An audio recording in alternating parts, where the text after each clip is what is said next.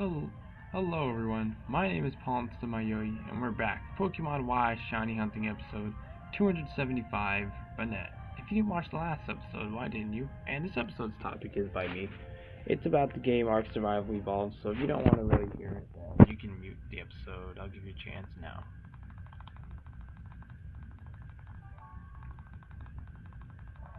Alright, you had your chance. So pretty much the topic is by me. And it is... do you only use specific creatures, like only the ones with high stats and powerful abilities?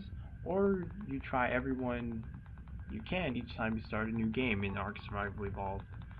So, for me originally, when I first played the game, I really only cared about just trying to get like an army of dodos.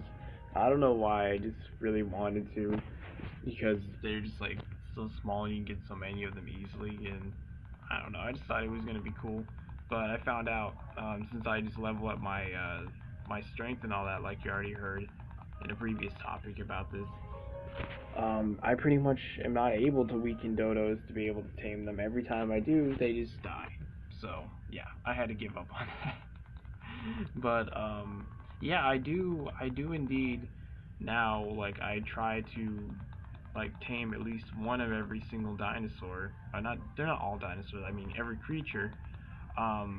I specifically started doing that when I would play with like one of my siblings, specifically my youngest sister, because she was like really the only one that, I don't know if she likes playing it now, but my brothers don't even have the game anymore.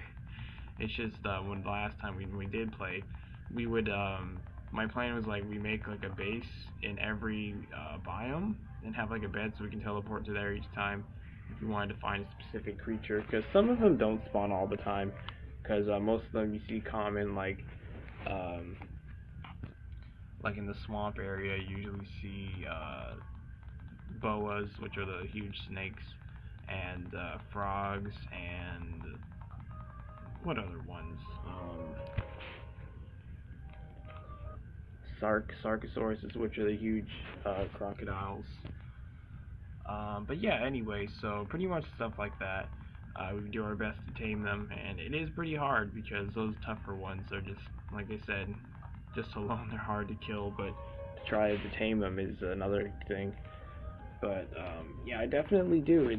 I think it adds a lot more fun to it, because if you only use specific ones each time, like with me, I think that's another reason why I was like mainly bored just playing alone, because I know I could just do that alone, just get the creatures, but it's much more fun when you're doing it with other people, just to like have it a stronger, have them stronger and all that.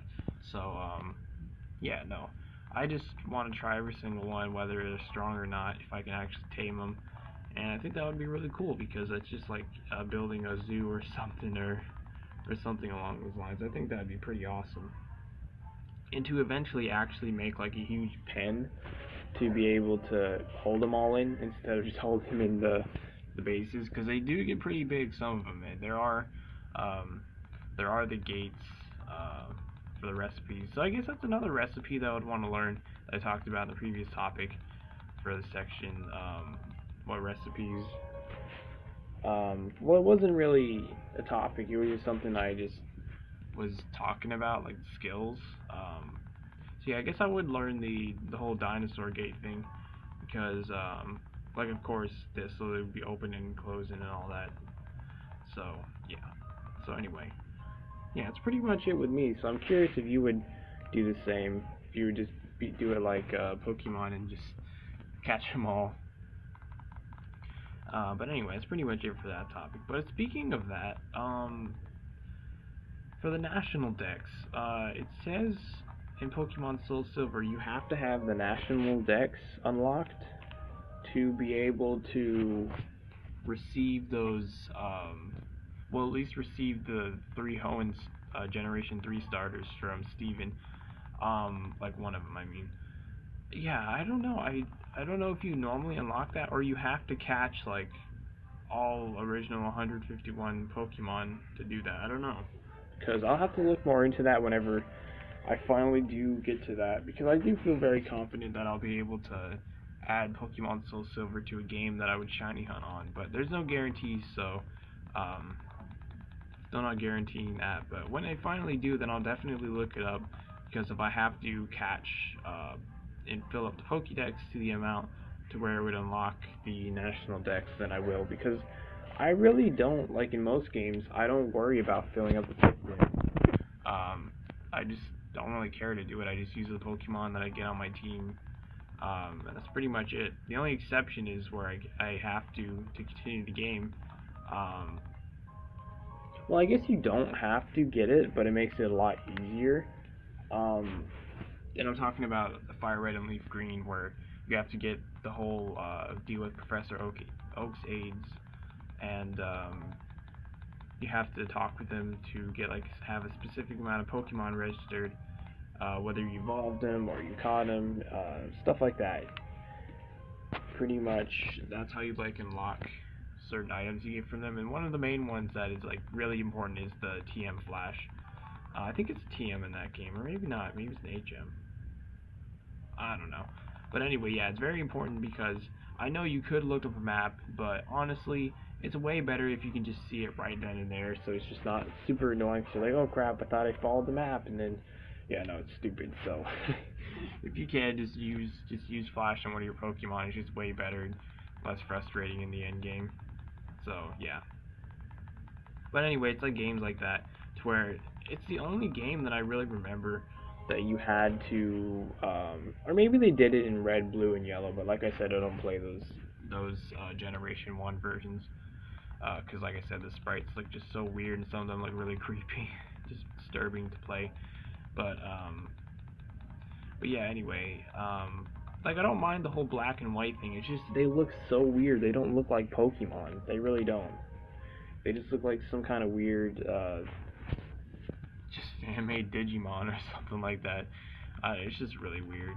I probably would appreciate it way more if I grew up with those, but no.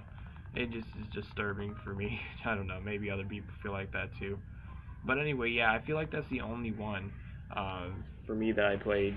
I'm pretty sure that you had to do that, to unlock something like Flash, to where it would really help. Because the other games, they make it decently easy to get that kind of stuff, but I don't know. But anyway, I want to talk about Pokemon Soul Silver again. Like I said, when it comes to training my Typhlosion and my Noctowl and Onix, well, it would be smarter to train Onix in the place that I train my Dunsparce and almost finished training my Crobat. Yeah, I'll train Onix there as well, but when it comes to Noctowl and Typhlosion, their special attack, because the Noctowl has extra sensory, which can definitely, most of the time, one-shot the stuff in that cave. And then, of course, Typhlosion has that powerful flamethrower, which pretty much can one-shot everything in that cave. So yeah, I definitely think that I got that covered. But anyway, like I was saying in the last episode, I just remember how I got Pokerus in Pokemon Soul Silver. I think that's mainly because that area of the game, I took such a long time to grind, because not only was it, it was I think I wanted to gain 1 level each on them after I fought my rival, because he had that higher level than the gym. Because when it came to the gym, then I had to grind, and then when you want to go into Ilex Forest, he comes out of nowhere and then wants to fight you. But yeah, those parts of the game, those were parts where I grinded a lot. So this part that I'm grinding to 57 for them, and eventually, hopefully today, I do get my my Weeping Bell finally evolved so I can use them again. That would be great, but if not, then oh well, wait for another day. But yeah, so then, yeah, I really feel like I'll either find a shiny in Victory Road, or I'll find a shiny in that grass that I'm training in right before Victory Road. I just feel like I definitely will, because this amount of encounters, or if I'm just going to get a shiny today in general, during these recordings, in this episode or the next episode, or even during my Friend Safari shiny hunting, because I'm just surprised that I still haven't found a shiny in there. Maybe the stars are aligning, or I'll just get a crazy lucky one, because I don't know. Because like I said, it's been a while since I got a shiny, so I'm just hoping that, if anything, stars are going to align and I get full odds 1 to where I would keep it and then train it eventually.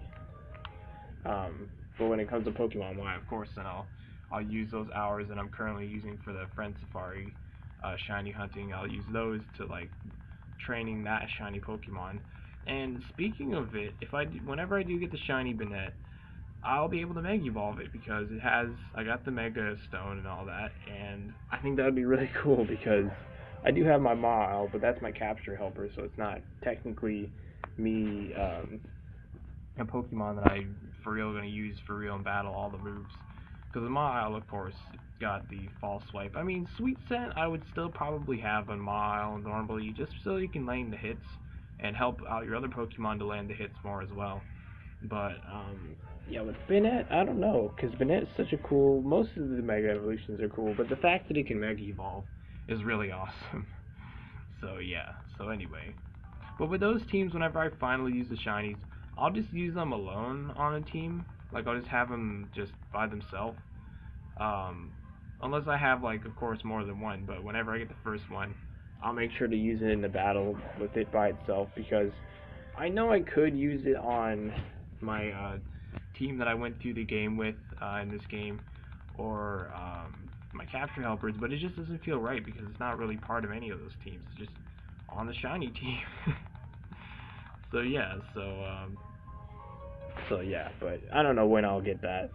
I don't know. It'll just happen whenever it happens. But also, I found out something really cool. So I found out where exactly you can find the Lucky Egg in Pokemon Soul Silver. It's way farther into Kanto, but it's good to know. So I think it's at Route 13, 14, and 15.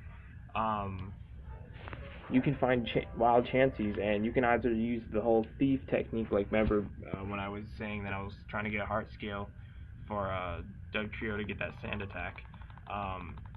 Well, it's also that similar thing. Chansey has I don't think 100% chance to have the Lucky Egg holding on him, but you can use the whole thief thing and just knock him out, or you can catch him like I'm probably gonna do. Just because I'm not gonna teach someone thief just because of that. Just screw that. I'm not doing that.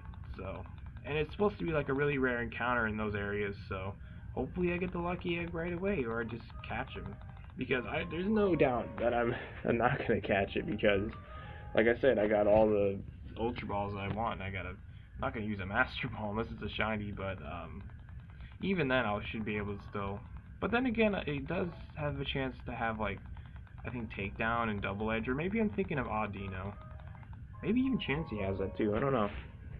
But anyway, yeah. So I just thought I'd mention that because in the previous episodes of the series, I was like talking about when I'll get the Lucky Egg, and it would be if I can get it before I do the whole huge training montage.